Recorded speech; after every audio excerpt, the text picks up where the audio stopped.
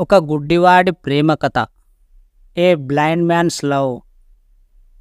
శ్రీకాంత్ చైత్ర అనే ఒక అందమైన అమ్మాయిని ప్రేమించిన పెద్దలను ఒప్పించి పెళ్లి చేసుకున్నాడు. వారు వారి అనునిత్యాలతో మరియు ఒకరినొకరు చాలా ప్రేమగా ఉండేవారు. కొన్ని సంవత్సరాల తర్వాత అనుకోని చర్మవ్యాధి ఒకటి చైత్రకి వచ్చింది. ఆ వ్యాధి కారణంగా ఆమె తన అందాన్ని కోల్పోసాగింది. కొన్ని రోజులకి శ్రీకాంత్ తన జాబ్ గురించి వేరే సిటీకి వెళ్ళాడు. తిరిగి వస్తున్న సమయంలో అతను ఒక యాక్సిడెంట్కి గురయ్యాడు. అందులో శ్రీకాంత్ కంటి చూపుని కోల్పోయాడు. అయినప్పటికీ వారి వివాహ జీవితంలో ఎలాంటి మార్పు లేదు.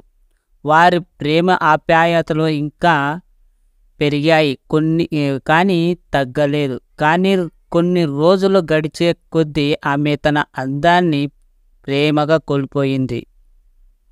ఇది తన అందుడైరి భక్తికి తెలియదు. మరి వారి జీవితంలో ఎలాంటి మార్పు లేదు. వారు చాలా ఆనందంగా జీవించారు.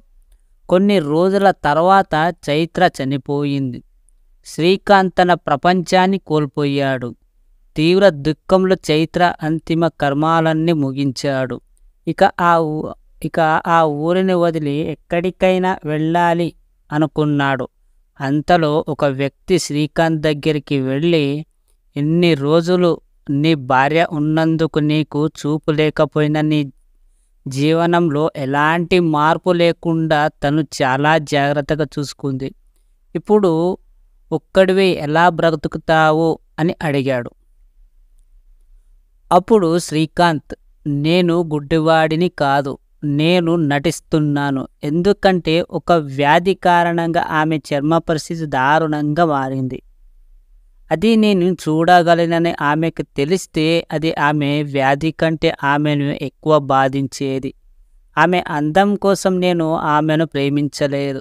ఆమె గుణాన్ని మరియు తనకు మీద ఉన్న అంతులేని ప్రేమని చూసి తనని ప్రేమించానని పెళ్లి చేసుకున్నాను. తనను ఆనందంగా ఉంచడానికి నేను గుడ్డివాడిగా నటించాను అని బదులిచ్చాడు.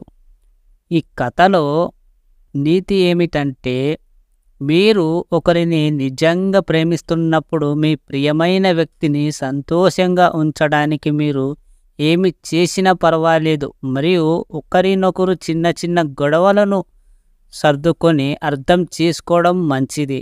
అందం కాలంతో మసకబరుతుంది, కానీ గుండె మరియు ఆత్మ ఎల్లప్పుడూ ఒకే విధంగా ఉంటాయి. వ్యక్తిని బయటికి అందాన్ని చూసి కాకుండా గుణాన్ని చూసి ప్రేమించండి. ఇది ఒక గుడ్డివాడి ప్రేమ కథ. ఈ స్టోరీ మీకు కనుక అర్థమైతే ఖచ్చితంగా మీరు కామెంట్ చేస్తారు, లైక్ కొడతారు. ఈ స్టోరీ విన్న ప్రతి ఒక్కరికి మనస్ఫూర్తిగా కృతజ్ఞతలు.